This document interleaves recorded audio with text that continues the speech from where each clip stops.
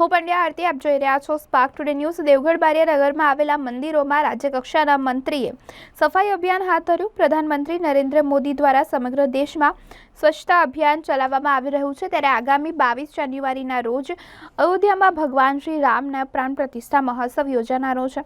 સમગ્ર દેશમાં મંદિરોમાં પૂજા આરતી તેમજ હવન કાર્યક્રમ યોજાવાના છે। ગુજરાત સરકારના પંચાયત અને કૃષિ મંત્રી બચુભાઈ ખાબડ દ્વારા મંદિરમાં સાફ સફાઈ કરવામાં આવી। ભગવાન શ્રી રામ અયોધ્યામાં બનેલા ભવ્ય મંદિરમાં બિરાજમાન થવાના છે। સમગ્ર દેશમાં ઉત્સવનો માહોલ જોવા મળી રહ્યો છે, ત્યારે પ્રધાનમંત્રી નરેન્દ્ર મોદીની પ્રેરણાથી તીર્થ સ્થળો અને મંદિરોમાં સ્વચ્છતા અભિયાન ચલાવવામાં આવી રહ્યું છે।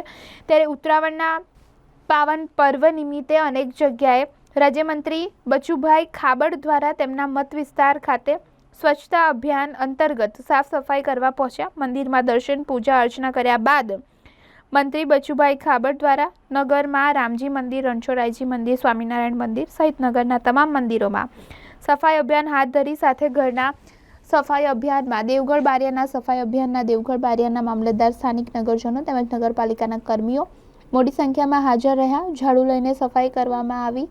મંત્રી બચુભાઈ ખાબડે ગામના મંદિરોને સ્વચ્છ અને સુંદર રાખવા તમામ ઉપસ્થિત નગરજનોને આહવાન કર્યું। દેશના વડાપ્રધાન શ્રીમાન નરેન્દ્રભાઈ મોદીજીના નેતૃત્વમાં સ્વચ્છ ભારતના નિર્માણ સાથેના ખૂબ લાંબા સમયથી એમનો સંકલ્પ છે, સંકલ્પ હતો।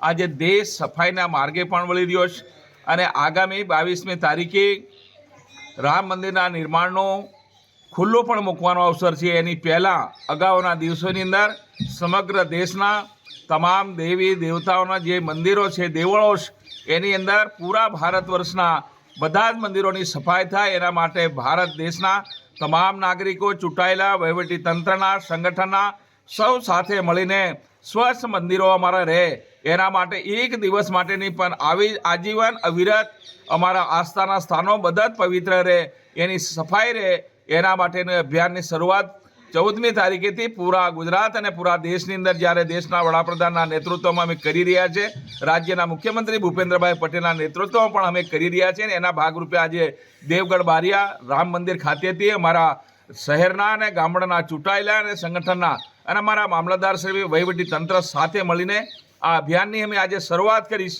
અને આ અભિયાન અમારું અવિરત ચાલુ રાખીને સ્વચ્છ ભારત, સ્વચ્છ ગામડા, સ્વચ્છ દેશનો જે મોદી સાહેબનો સંકલ્પ છે એના ભાગરૂપે આજે આ રામ મંદિરમાંથી અમે આજે શરૂઆત કરી છે। આગામી મંદિરોની અંદર પણ આજે દેવગઢ બારિયા ખાતે અમારા સફાઈનું કામ કરવાના છે। Thank you.